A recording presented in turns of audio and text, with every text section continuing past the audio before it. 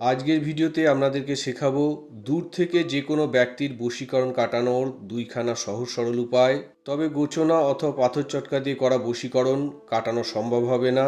প্রথমটা হলো, ধরুন কোনো ব্যক্তিকে বশীকরণ করা হয়েছে, সেটা যদি কোনো জিনিস খাইয়ে করা হয়, অথবা কোনো মাদুলি গাছগাছড়া দিয়ে করা হয়, কিংবা কুফরি কালাম করে করা হয়, বা অন্যান্য যে কোনো জিনিস দিয়ে করা হয়, তাহলে গোচনা অথবা পাথর চটকা দিয়ে ওই ব্যক্তির উপর বশীকরণ করলে আগের করা বশীকরণটা কেটে গিয়ে আপনার করা বশীকরণটা লেগে যাবে এবং গোচনা অথবা পাথর চটকা দিয়ে করা বশীকরণ কারোর পক্ষে আর কাটানো সম্ভব হবে না।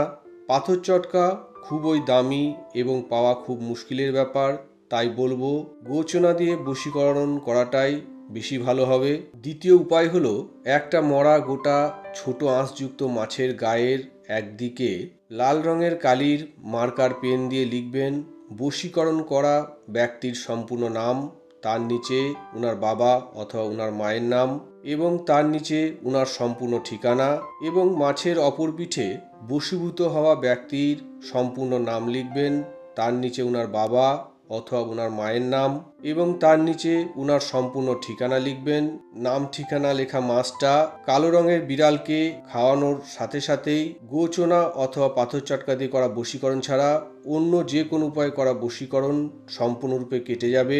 তবে এই ক্ষেত্রে খেয়াল রাখতে হবে, যেই কালো রঙের বিড়ালটাকে মাছ খাওয়াবেন ওই বিড়ালের গায়ে কালো রং ছাড়া অন্য কোনো রঙের লোম যেন না থাকে, এবং কালো বিড়াল সম্পূর্ণ মাছটা খাওয়ার সময় কেউ যেন দেখতে না পায়।